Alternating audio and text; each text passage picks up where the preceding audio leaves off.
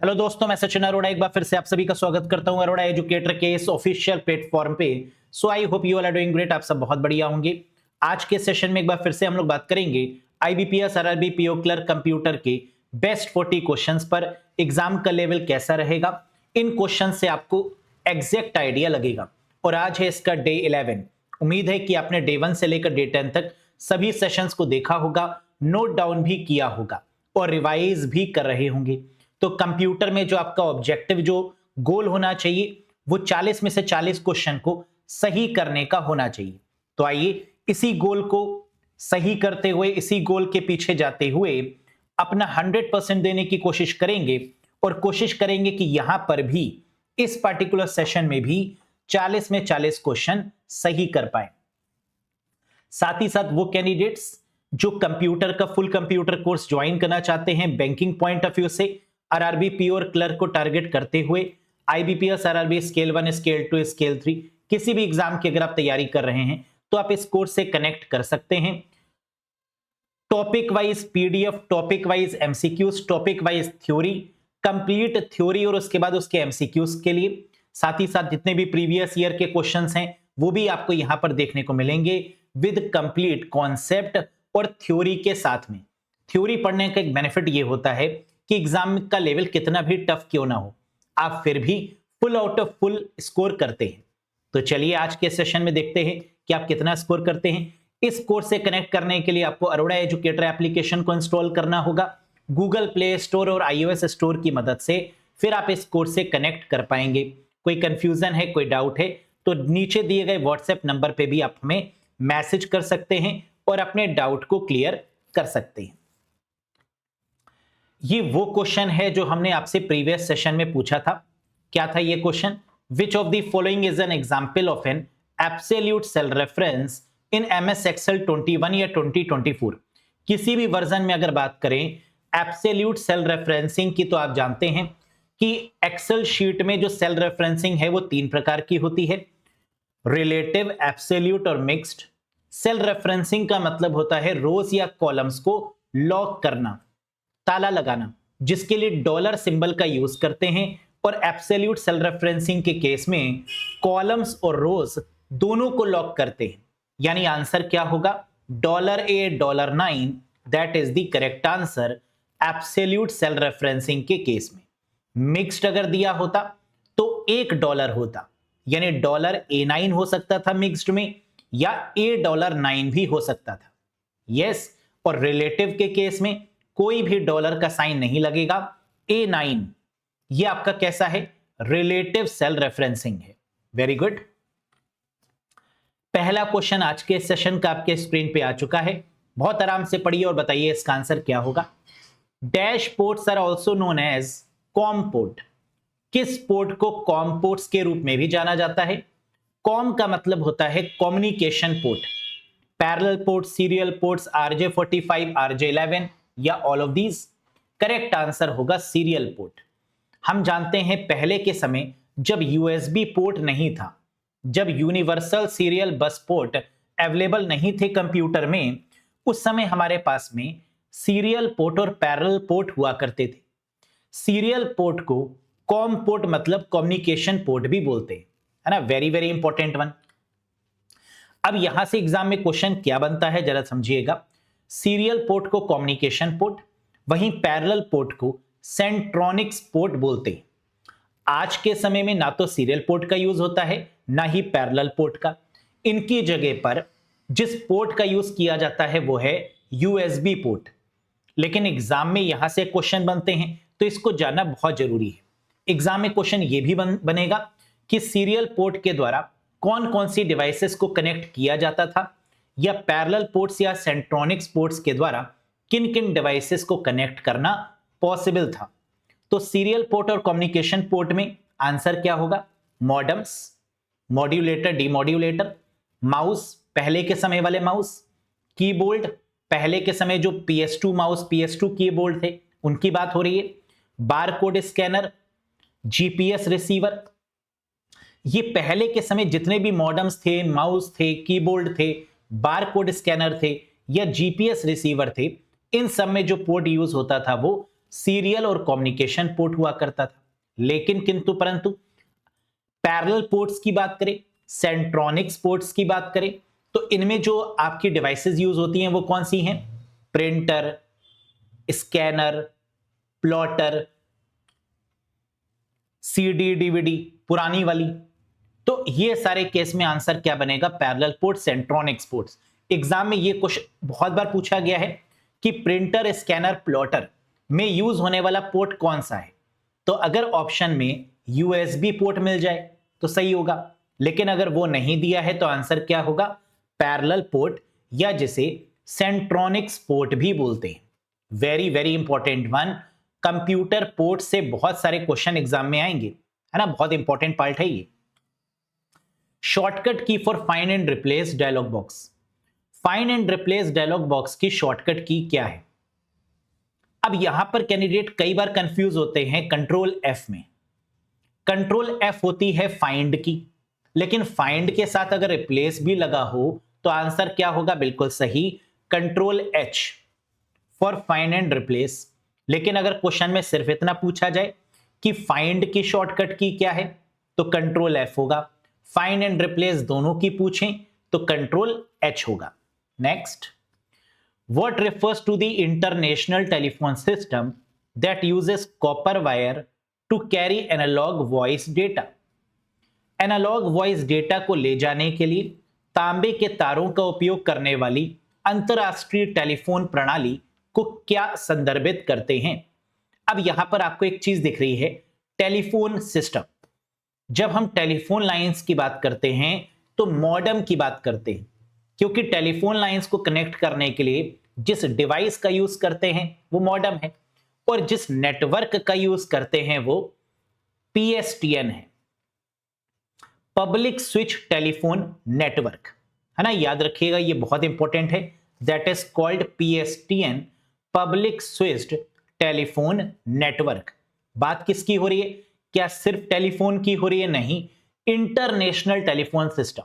और इसको कनेक्ट करने के लिए जो नेटवर्क है that is called PSTN, public switch telephone network. A software program that add functionality to your computer और help your computer perform better is known as. एक सॉफ्टवेयर प्रोग्राम जो आपके कंप्यूटर में कार्य क्षमता जोड़ता है या आपके कंप्यूटर को बेहतर प्रदर्शन करने में मदद करता है, उसे क्या बोलेंगे? आप जानते हैं, वो सॉफ्टवेयर जो कंप्यूटर की परफॉर्मेंस को इंक्रीज करे, वो सॉफ्टवेयर जो कंप्यूटर की स्पीड को इंक्रीज करे, उसे यूटिलिटी प्रोग्राम या यूटिलिटी सॉफ्टवेयर बोलते हैं। यूटिलिटी सॉफ्टवेयर आपका सिस्टम सॉफ्टवेयर का ही पार्ट होता है ना। किसका पार्ट होता है? सिस्टम सॉफ्टवेयर का। तो आंसर क्या होगा? यहां पर परफॉर्मेंस की बात हो रही है, परफॉर्म बेटर, जो बेहतर प्रदर्शन करे। The answer is utility program. अब यूटिलिटी सॉफ्टवेयर में कौन कौन से सॉफ्टवेयर आते हैं? Antivirus, disk cleanup, disk defragmenter, है ना। These all are called as utility software. Previous session में भी इसके बारे में हम लोग बात कर चुके हैं।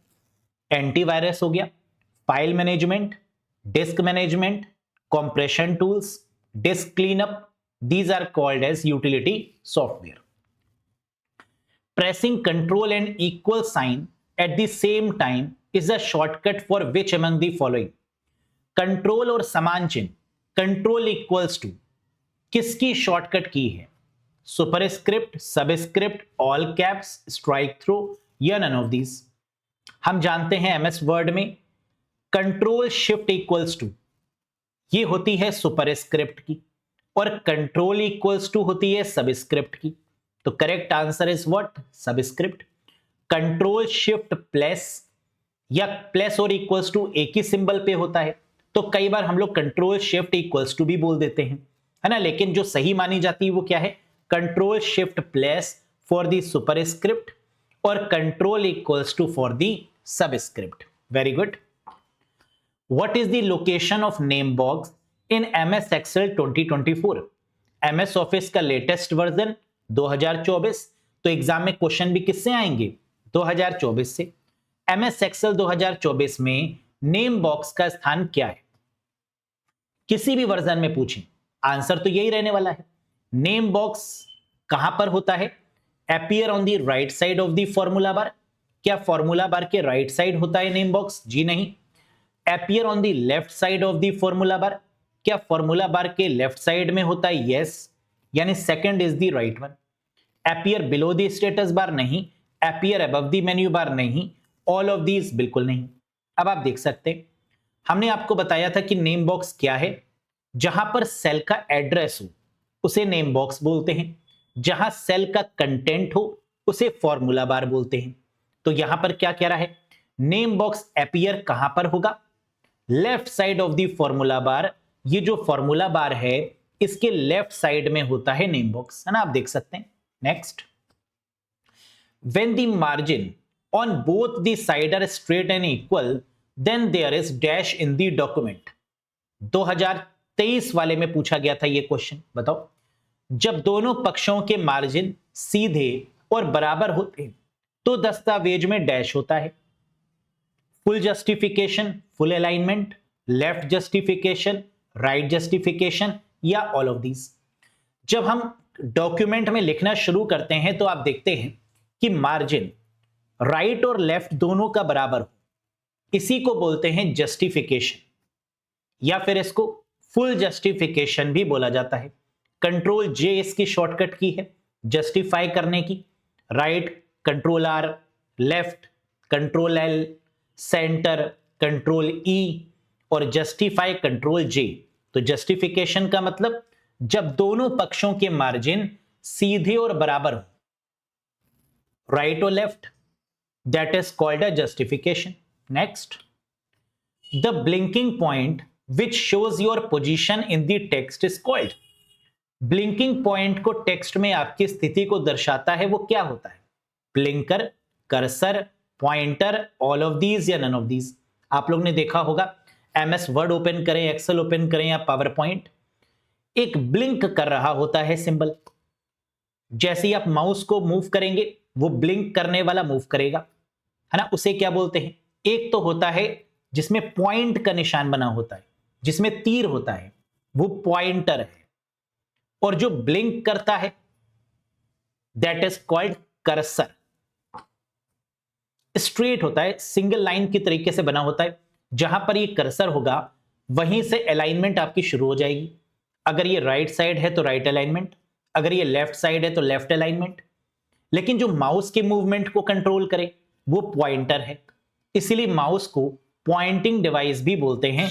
तो नीचे आपका पॉइंटर है और ऊपर आपका कर्सर गिवन है ना? डिफरेंस समझ में आया? कर्सर क्या करता है? टेक्स्ट की पोजीशन को डिफाइन करता है कि ये राइट साइड है तो राइट साइड से टेक्स्ट होगा, लेफ्ट साइड है तो लेफ्ट से, सेंटर है तो सेंटर, जस्टिफाई है तो जस्टिफाई करेगा। यस, लेकिन जब आप माउस को मूव करते हैं तो जो मूव करता है पॉइंट वाला, that is called pointer. That is why mouse is called a pointing device. Next, dash is a video conferencing application developed by Google. Google के द्वारा विकसित एक वीडियो कॉन्फ्रेंसिंग ऐप का नाम बताइए। गूगल के द्वारा जो वीडियो कॉन्फ्रेंसिंग के लिए ऐप बनी है उसका नाम क्या है? गूगल मीट, यानी first is the right answer. और ये क्वेश्चन ऐसे भी पूछते हैं एग्जाम में कि मीट एप्लीकेशन का इस्तेमाल किस पर्पस से किया जाता है। गूगल कंपनी के द्वारा डेवलप ये एक एप्लीकेशन है जिसका इस्तेमाल क्यों करते हैं? तो आंसर क्या होगा? वीडियो कॉन्फ्रेंसिंग पर्पस से, वीडियो कॉन्फ्रेंसिंग या मीटिंग पर्पस से इसका यूज करते हैं, दैट इज कॉल्ड मीट। आप लोग ने शायद देखा होगा स्काइप नाम से भी एक एप्लीकेशन है ना? उसी को ये कंपीट कर रही है, Google Meet. Which virus makes changes to a disk file system. कौन सा वायरस डिस्क के फाइल सिस्टम में परिवर्तन करता है? वेरी इंपॉर्टेंट क्वेश्चन, और अक्सर कैंडिडेट इस क्वेश्चन को गलत करते हैं। क्या क्वेश्चन है पहले समझो। ऐसा कौन सा वायरस है जो मेक करता है चेंजेस, जो बदलाव करता है to a disk file system. Disk का मतलब फ्लॉपी डिस्क, हार्ड डिस्क में जो चेंजेस करे, ऐसे वायरस को क्या बोलेंगे? Cluster virus, macro virus, stealth virus, polymorphic virus या none of these. Correct answer है क्लस्टर वायरस। अगर क्वेश्चन में कभी भी डिस्क लिखा मिल जाए यानी बात हो रही है हार्ड डिस्क की ज्यादातर, है ना, क्योंकि डिस्क का मतलब यहां पर क्या होगा, हार्ड डिस्क। और इस केस में आंसर क्या बनेगा आपका, क्लस्टर वायरस, क्योंकि हार्ड डिस्क में ही छोटे छोटे क्लस्टर होते हैं जिन्हें हम ट्रैक बोलते हैं, सेक्टर बोलते हैं। तो यहां क्लस्टर का मतलब क्या है, ट्रैक और सेक्टर। तो आंसर क्या होगा, हार्ड डिस्क के केस में ट्रैक और सेक्टर होते हैं, और जो हार्ड डिस्क में बदलाव करे ऐसे वायरस को क्या बोलेंगे, क्लस्टर वायरस। मैक्रो वायरस कब होगा, जब एमएस वर्ड, एक्सेल और पावर पॉइंट की फाइल्स को करप्ट करने की बात हो रही हो, तो आंसर हो जाएगा मैक्रो वायरस।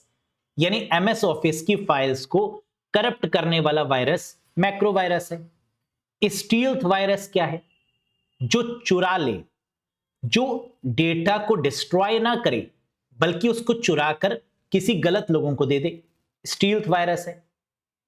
पॉलीमॉर्फिक वायरस, जो अपने आप को चेंज करता रहे, पॉलीमॉर्फिक का मतलब making more than one form, जो अपनी एक से ज्यादा फॉर्म्स क्रिएट करे, जो अपने सिग्नेचर को चेंज कर ले, that is called polymorphic virus.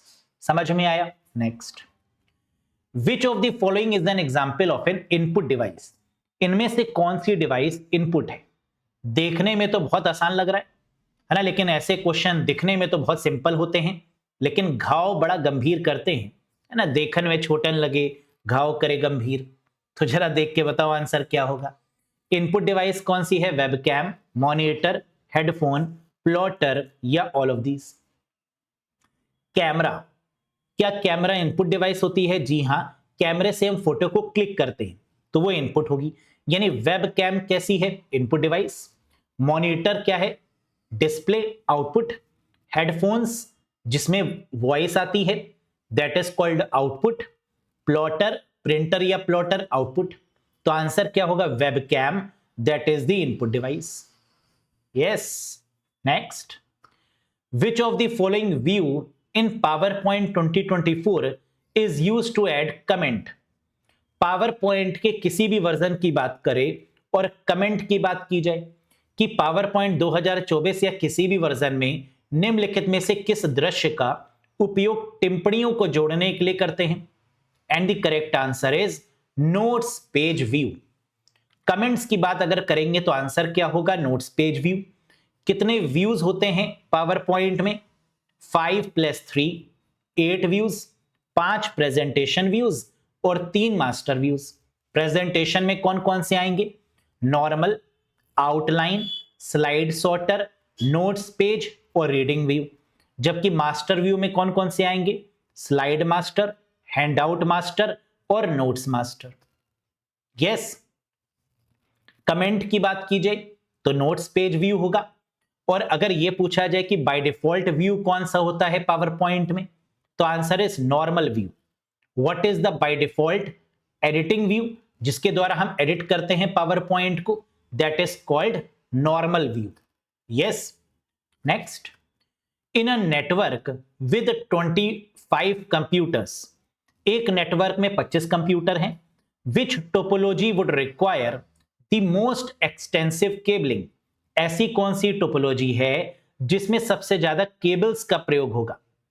25 computers को आपस में जोड़ना है, ऐसी कौन सी टोपोलॉजी है जिसमें सबसे ज्यादा केबल्स का प्रयोग करेंगे, and the correct answer is mesh topology. सबसे ज्यादा केबल्स का प्रयोग अगर किसी भी टोपोलॉजी में होता है तो वो कौन सी है, दैट इज मैश। क्योंकि यहां पर हर एक नोड एक दूसरी नोड से कनेक्टेड होती है। सबसे ज्यादा रिलायबल कौन सी है, मैश टोपोलॉजी। होम ऑटोमेशन के लिए किस टोपोलॉजी का यूज करते हैं, mesh topology. n(n-1 divided by 2), इस फॉर्मूले का यूज किसमें करते हैं, मैश टोपोलॉजी, है ना। इस तरीके से बहुत क्वेश्चन आते हैं एग्जाम में।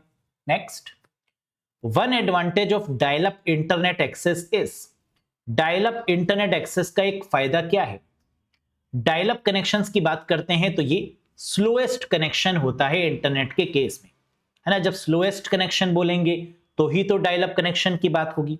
तो इसका एडवांटेज क्या है, क्या ये फास्ट है, नहीं, ये स्लो है। इट यूटिलाइजेस ब्रॉडबैंड टेक्नोलॉजी, नहीं, ब्रॉडबैंड का मतलब होता है फास्ट, ये भी नहीं होगा। It uses router for security, जी नहीं, डायल अप कनेक्शंस मॉडेम का यूज करते हैं, है ना, जो कि स्लो होते हैं। इट यूजेस मॉडेम, बिल्कुल सही। हुज स्पीड इज फास्ट, नहीं, आधा तो सही है। ये मॉडेम का यूज करते हैं लेकिन मॉडेम की स्पीड फास्ट नहीं होती, ये भी गलत हो गया। It uses existing telephone lines, जी हां, डायल अप कनेक्शंस जो हैं वो टेलीफोन लाइन का ही यूज करते हैं।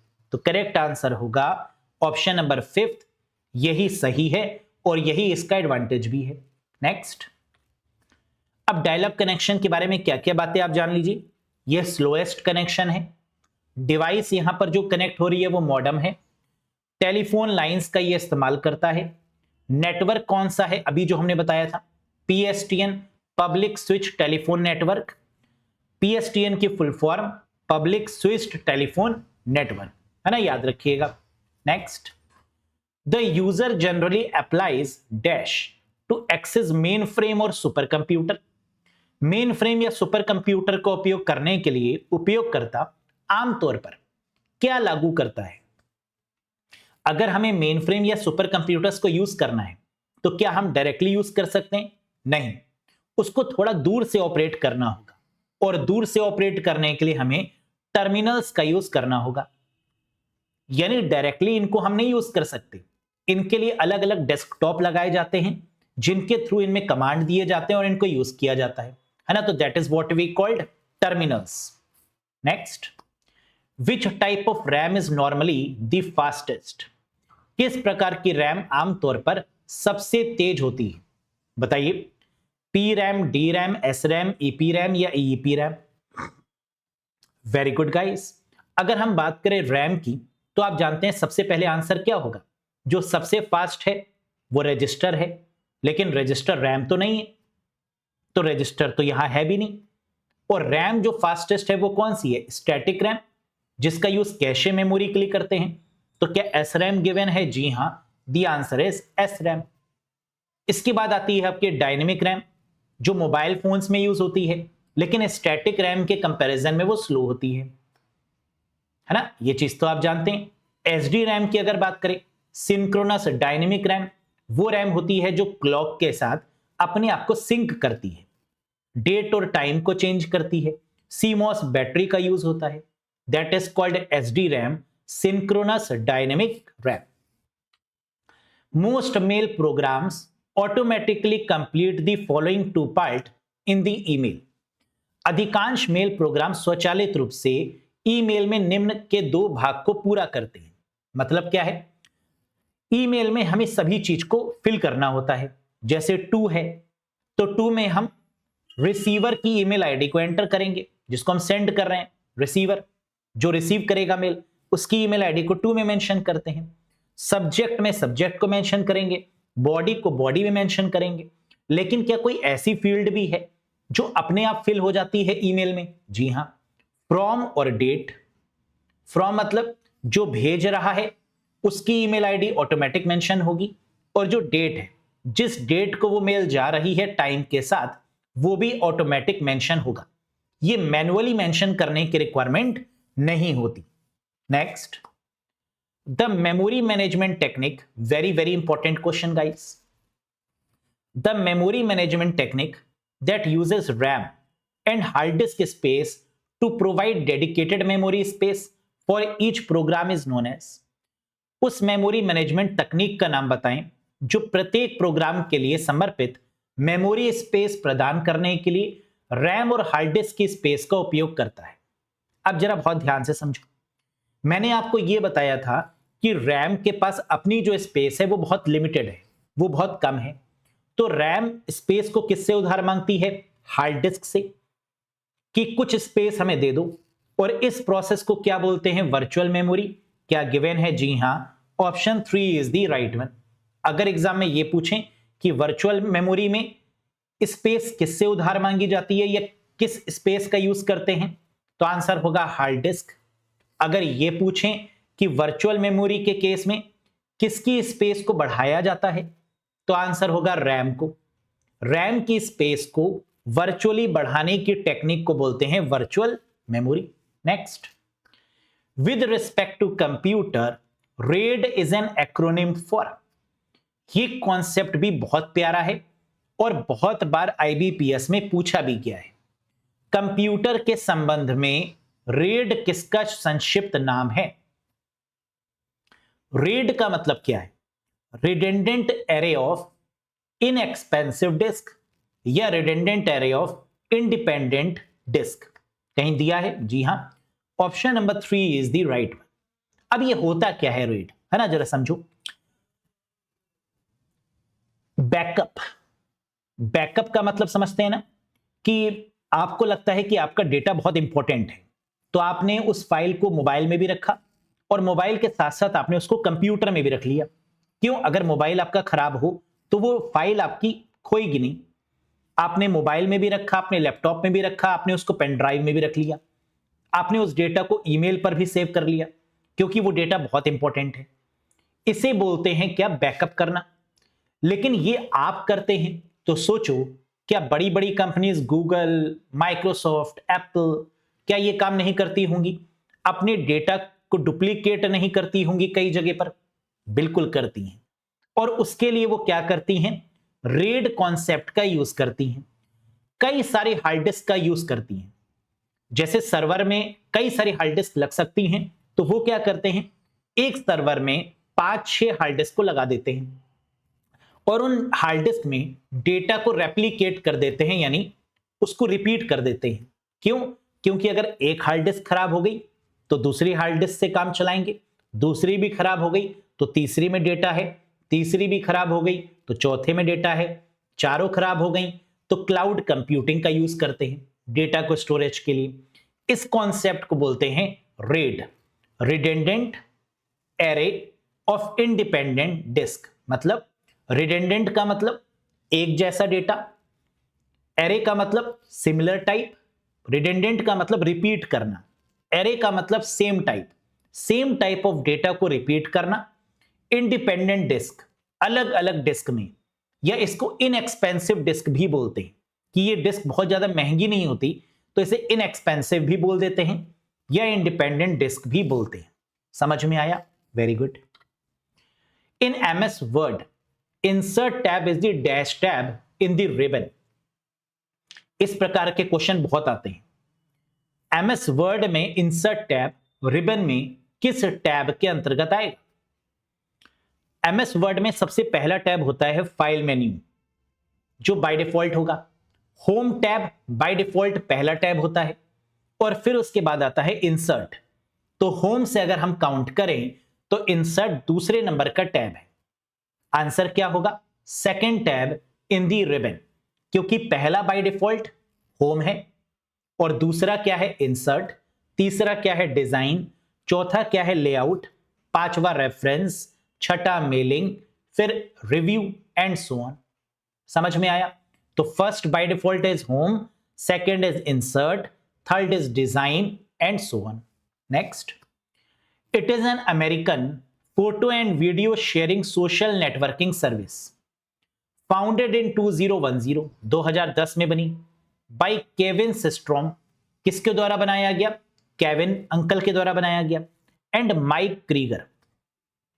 दो लोगों ने मिलकर इस सर्विस को बनाया, Kevin Systrom and Mike Krieger, in 2010।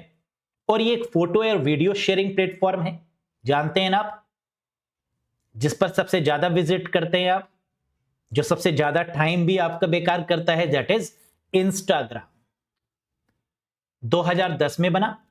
कौन पापा हैं इसके याद रखिएगा? Kevin Systrom and Mike Krieger, जो अमेरिका के द्वारा डेवलप किया गया photo and video sharing platform है।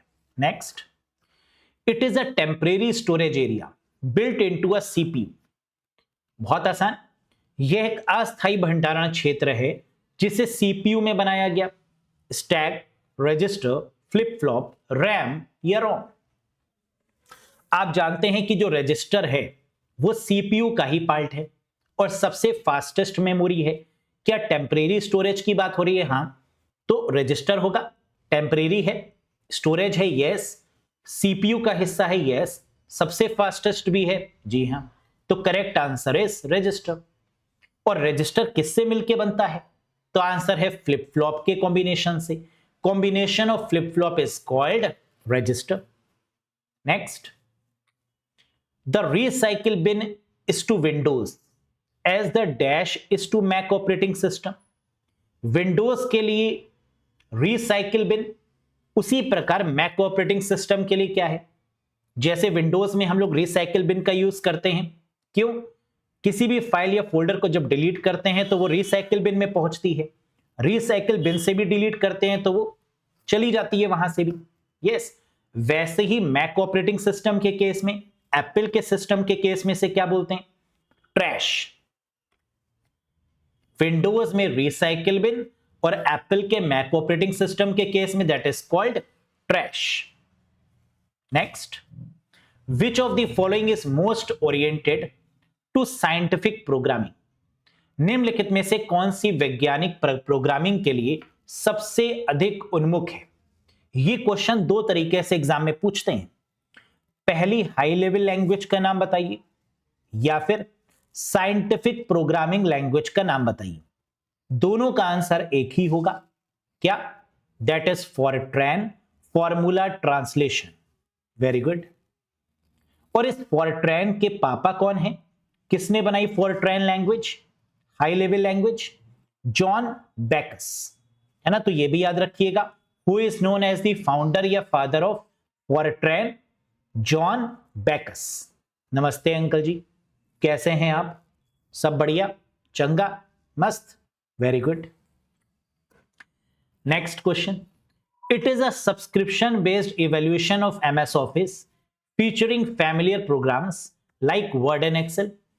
यह है माइक्रोसॉफ्ट ऑफिस का सदस्यता आधारित विकास है जिसमें वर्ड और एक्सेल जैसे परिचित प्रोग्राम शामिल है। बताइए, सब्सक्रिप्शन बेस्ड अगर आ गया तो इसका मतलब ऑनलाइन वर्जन की बात हो रही है। Online version of MS office, word और एक्सेल, पावर पॉइंट के आंसर क्या होगा? Microsoft 365 is the correct one, because this is the subscription based online version of MS office. Microsoft 365 को ऑफिस 365 बोला जाता था, तो पहले इसका नाम क्या था? ऑफिस 365।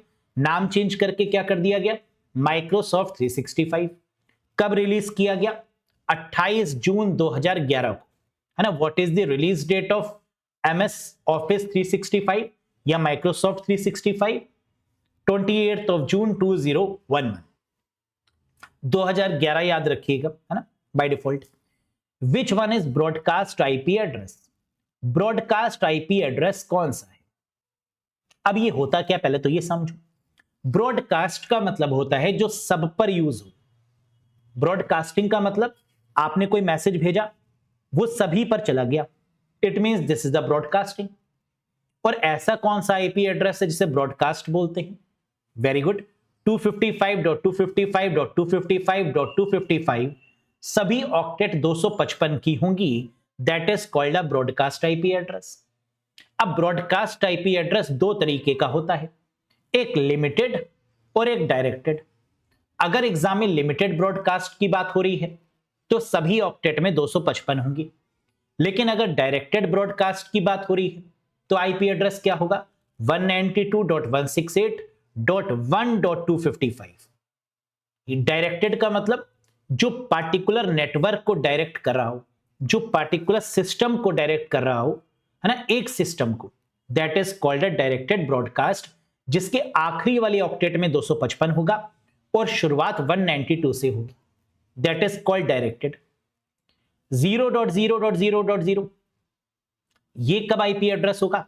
बूटिंग के टाइम पर, जब कंप्यूटर बूट हो रहा होगा तो आईपी एड्रेस होगा सभी ऑक्टेट में 0 यानी 0। 127.0.0.1 ये लूप बैक एड्रेस के केस में होगा, जिसे लोकल होस्ट भी बोलते हैं, जिसे टेस्टिंग एड्रेस भी बोलते हैं, दैट इज 127.0.0.1। और लूप बैक एड्रेस किस क्लास में आता है आईपी एड्रेस के? तो आंसर है क्लास ए, है ना। वैसे तो ये किसी क्लास में नहीं आता, क्योंकि क्लास ए की जो रेंज है वो 0 से 126 तक होती है, लेकिन लूप बैक को भी उसी क्लास में रखते हैं, that is 127 belongs to class A by default, है ना। तो याद रखिएगा, अगर ये पूछें कि लूप बैक एड्रेस किस क्लास में आता है आईपी एड्रेस की, तो आंसर क्या होगा, class A. Dash type of connector is used to connect the modem with the telephone line. Modem को टेलीफोन लाइन से जोड़ने के लिए किस प्रकार के कनेक्टर का प्रयोग करेंगे। अगर क्वेश्चन में पूछ रहा होता twisted pair cable, LAN cable, तो आंसर हो जाता RJ45, रजिस्टर्ड जैक 45। लेकिन अगर केबल टेलीफोन लाइंस के बारे में बात हो रही हो, मॉडेम के बारे में बात हो रही हो, तो आंसर क्या होगा, RJ11, रजिस्टर्ड जैक 11। जो आपके टेलीफोन लाइंस कनेक्शन होते हैं नेटवर्क में, उसके आगे जो कनेक्टर लगा होता है, this is called RJ11 connector, है ना, कुछ इस प्रकार का होता है, स्क्रीन पर देख सकते हैं आप। Next, which shortcut key in MS Excel 2024 is used to hide the selected row? MS Excel 2024 में चयनित पंक्ति को छिपाने के लिए किस शॉर्टकट की का प्रयोग करेंगे। रो को अगर हाइड करना है तो इसकी शॉर्टकट की मैंने आपको कैसे बताई थी, रोना नहीं है, यानी रो नो, नो का मतलब 9, 9 का मतलब control plus 9 is the right answer.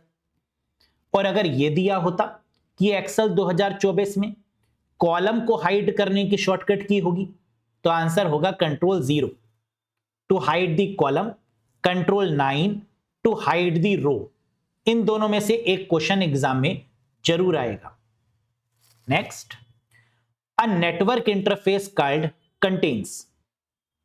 NIC के बारे में आप जानते होंगे कि जो मैक एड्रेस होता है वो एनआईसी कार्ड के ऊपर ही लिखा रहता है। तो एक नेटवर्क इंटरफेस कार्ड में क्या शामिल है, the answer is MAC address. MAC address की फुल फॉर्म बताइए, what is the full form of MAC address, media access control. MAC address कितने बिट का होगा, very good, that is of 48 bit. MAC address किस OSI layer पर काम करेगा, data link layer पर काम करेगा। मैक एड्रेस किस फॉर्मेट में होगा, हेक्साडेसिमल फॉर्मेट में होगा। मैक एड्रेस कितना बड़ा होगा, 12 डिजिट के बराबर होगा।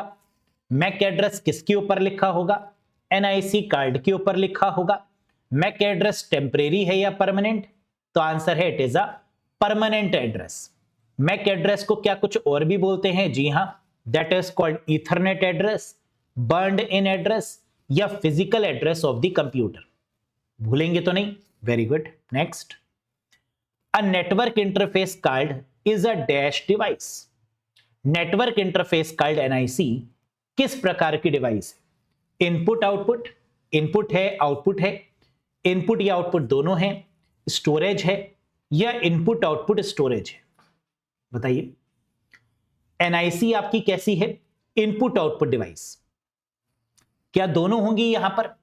देखो कॉन्सेप्ट को समझो कि एनआईसी कार्ड क्या है, एक प्रकार की नेटवर्किंग डिवाइस है, और नेटवर्किंग डिवाइस को ज्यादातर हम इनपुट और आउटपुट दोनों कैटेगरी में रखते हैं। So the correct answer it is a both input, जिसके ऊपर मैक एड्रेस को इनपुट करते हैं, और जो डिस्प्ले भी करता है मैक एड्रेस को कमांड के थ्रू।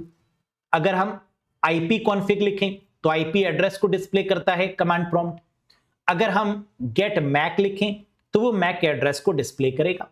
तो आंसर क्या होगा, it is input and output both. Next, IPv6 does not use this type of address. IPv6 128 bit, IPv6 again hexadecimal format, किस टाइप का एड्रेस को सपोर्ट नहीं करता, does not use dash type of address. Broadcasting, IPv6 आपका multicast करता है, any caste भी करता है, यूनिकास्टिंग भी करता है, लेकिन ब्रॉडकास्ट नहीं करता। So the correct answer is broadcast. Clear, IPv6 कितने बिट का, 128 bit. Next, what is the process of hiding text with in an image called. किसी छवि के भीतर टेक्स्ट को छिपाने की प्रक्रिया क्या है। पुराने समय में आप देखते थे कि लोग क्या करते थे, फोटो फ्रेम के पीछे वसीयत छुपा देते थे, है ना, या कुछ भी छुपा देते थे फ्रेम्स के पीछे, यस, या कहीं और। तो ऐसा क्यों किया जाता था? ताकि इजीली कोई वहां तक ना पहुंच पाए। वैसे ही आज भी हम क्या करते हैं, टेक्नोलॉजी के युग में भी हाइडिंग टेक्स्ट को छुपा देते हैं इमेज के पीछे, इमेज के अंदर टेक्स्ट लगा के भेज देते हैं, और इस प्रोसेस को क्या बोलते हैं? स्टेगनोग्राफी। हमने किसी को भेजी क्या? इमेज, लेकिन उस इमेज के अंदर क्या था? टेक्स्ट लिखा हुआ, डिकोड करने की रिक्वायरमेंट थी सिर्फ, है ना? तो that is called steganography. Next, sniffing is also known as, sniffing को किस नाम से जाना जाता है? स्निफिंग का मतलब स्निफर डॉग्स जो मॉनिटर करते हैं, कैप्चर करते हैं पैकेट्स को, yes, these are called sniffing. तो स्निफिंग का मतलब क्या है? Network tapping, wire tapping, net tapping, wireless tapping, या ऑल ऑफ दिस। तो स्निफिंग के केस में हम क्या करते हैं? वायर को टैप करते हैं। जैसे आपने देखा होगा कि जब टेलीफोन चला करते थे, है ना, पुराने समय वाले रिसीवर वाले, तो उसमें आपने देखा होगा कि वायर टैपिंग होती थी। आप किसी से बात कर रहे, है ना, किसी दूसरे ने वायर को कनेक्ट कर लिया दूसरे फोन से, और बड़े मजे से रिसीवर उठा के आपकी बातों को सुन रहा है। यस, सोचो क्या होगा? यस, तो that is what we called sniffing, that is also called as wire tapping, है ना? This is important one. तो स्निफिंग क्या है? वायर टैपिंग है, जहां वायर में छेड़छाड़ करके किसी दूसरे की इंफॉर्मेशन को लीक किया जाता है, that is called wire tapping. Next, which of the following paper size is largest, निम्नलिखित में से कौन सा कागज का आकार सबसे बड़ा है?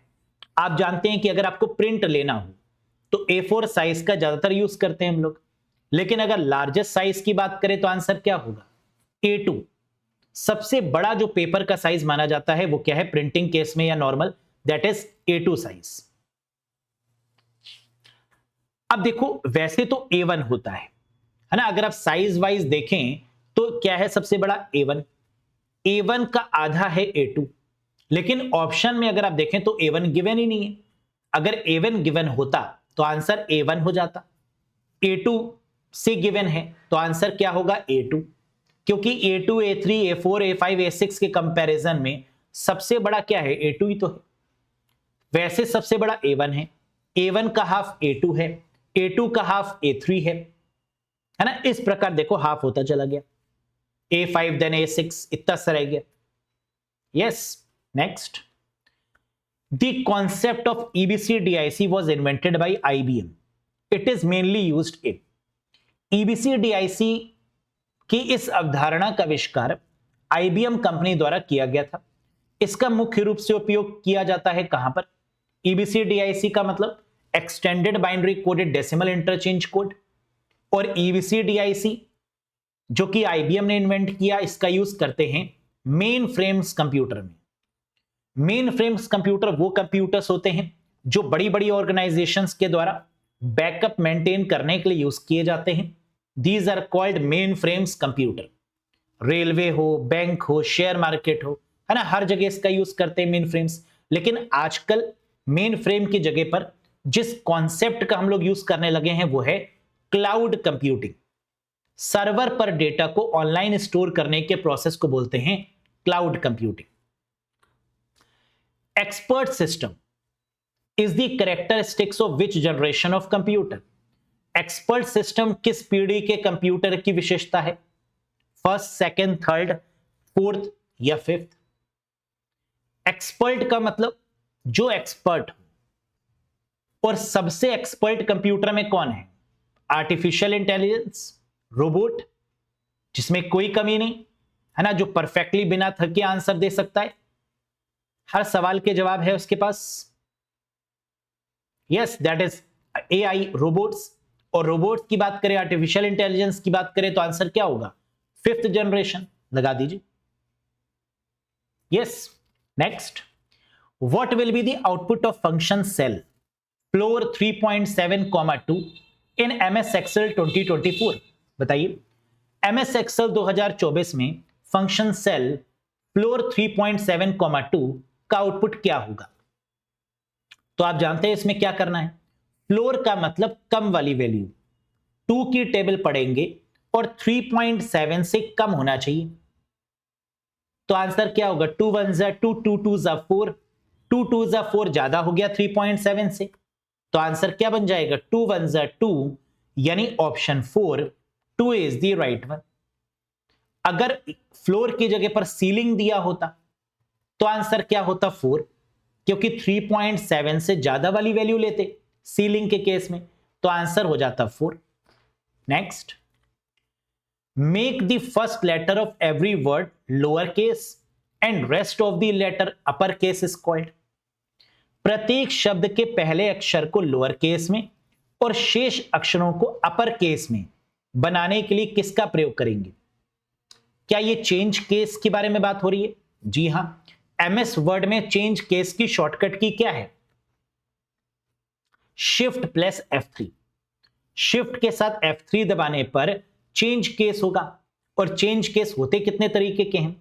5 तरीके के। Upper case, lower case, toggle case, capitalise each word, है ना? यही तो होते हैं आपके 5 तरीके के चेंज केस। अब यहां पर पूछ क्या रहा है कि पहला आपका लेटर कैसा हो? कैपिटल नहीं, पहला small. The first letter of every word is lower case, small में, और बाकी अपर केस में। इसे बोलते हैं टॉगल केस। बाकी sentence lower upper capitalise each word toggle, ये सब आपके चेंज केस के एग्जांपल्स हैं। अब देखो टॉगल केस क्या है। पहला लेटर स्मॉल में है, देखो टॉगल का टी स्मॉल, केस का सी स्मॉल, और बाकी कैपिटल में। That is called a toggle case. Next, dash is a software और hardware that has been advertised but is not yet available to buy. Dash एक software या hardware है जिसका विज्ञापन किया गया, जिसका प्रमोशन किया गया, लेकिन अभी तक खरीदने के लिए उपलब्ध नहीं। फेक हो गया ना एक तरीके से, कि प्रमोशन तो किया जा रहा है कि आने वाला है मार्केट में, लेकिन आया ही नहीं। तो ऐसे सॉफ्टवेयर को क्या बोलते हैं? दैट हैज बीन एडवर्टाइज्ड, जिसका एडवर्टाइजमेंट किया जा रहा है, लेकिन नॉट अवेलेबल टू बाय, लेकिन हवाबाजी है खाली, अवेलेबल ही नहीं है, तो that is called a vaporware, धुआं धुआं, है ना? That is called vaporware. एक ऐसा सॉफ्टवेयर जो लॉन्च ही नहीं किया गया, जो कभी मार्केट में आया ही नहीं, लेकिन उसका एडवर्टाइजमेंट हो रहा है, that is called a vaporware. What command is used to permanently remove a database table? Database तालिका को स्थायी रूप से हटाने के लिए किस कमांड का उपयोग करते हैं? तो अगर डेटाबेस को पूरी तरीके से हटाना है तो ड्रॉप कमांड का यूज करेंगे, स्वाहा। ये डेटा को भी डिलीट कर देगा और पूरे स्ट्रक्चर यानी स्कीमा ऑफ डेटाबेस को भी डिलीट कर देगा, दैट इज ड्रॉप। जबकि डिलीट और ट्रंकेट क्या करते हैं? स्ट्रक्चर को बने रहने देते हैं और उसके अंदर का जो डेटा है उसको डिलीट करने में मदद करते हैं। तो रोज एंड कॉलम्स को एम्प्टी कर देंगे, डिलीट कमांड या ट्रंकेट कमांड, लेकिन उसका स्ट्रक्चर और स्कीमा मेंटेन रहेगा। यस, लेकिन ड्रॉप क्या करेगा? पूरे टेबल को स्वाहा कर देगा, उसके अंदर का डेटा भी, उसकी रोज भी, उसके कॉलम्स भी और उसके स्ट्रक्चर भी। Getting the point? Very good. तो आउट ऑफ 40 आपने कितना स्कोर किया मुझे कमेंट करके बताइएगा। और ये रहा आज का क्वेश्चन ऑफ द डे, जो कि अगेन बहुत इंपॉर्टेंट है। विच of the following is the extension of WordPad? निम्नलिखित में से कौन सा वर्डपैड का एक्सटेंशन है? वर्डपैड की फाइल्स, है ना, देखी होंगी आप लोगों ने। बाय डिफॉल्ट वर्ड प्रोसेसर भी होता है ये वर्डपैड। इसका एक्सटेंशन क्या होगा? .txt, .rtf, .xls, .wpd या .doc? यह आता है, बताएंगे नहीं। क्या होगा इसका correct answer? If you know then please do comment in the comment section. कैसा लगा आपको यह सेशन? पसंद आया हो तो लाइक करिएगा, चैनल पर नए हो तो सब्सक्राइब करिएगा, और साथ ही साथ अगर आप बेसिक टू एडवांस कंप्यूटर को कवर करना चाहते हैं for the IBPS RRB PO clerk scale 1, scale 2, scale 3 किसी भी एग्जाम्स को टारगेट करते हुए, तो आप जुड़ सकते हैं इस कोर्स से। कोर्स से जुड़ने के लिए अरोड़ा एजुकेटर एप्लीकेशन को इंस्टॉल कर लीजिएगा गूगल प्ले स्टोर या iOS स्टोर की मदद से, फिर आप इस कोर्स से जुड़ सकते हैं। कोई डाउट है, कोई कंफ्यूजन है, कुछ पूछना चाहते हैं, व्हाट्सएप करके है ना, या फिर नीचे कमेंट बॉक्स में कमेंट करके पूछ सकते हैं। बहुत जल्द मिलेंगे नेक्स्ट सेशन में बेस्ट 40 क्वेश्चंस के साथ। Till then bye bye and take care. Thank you very much guys.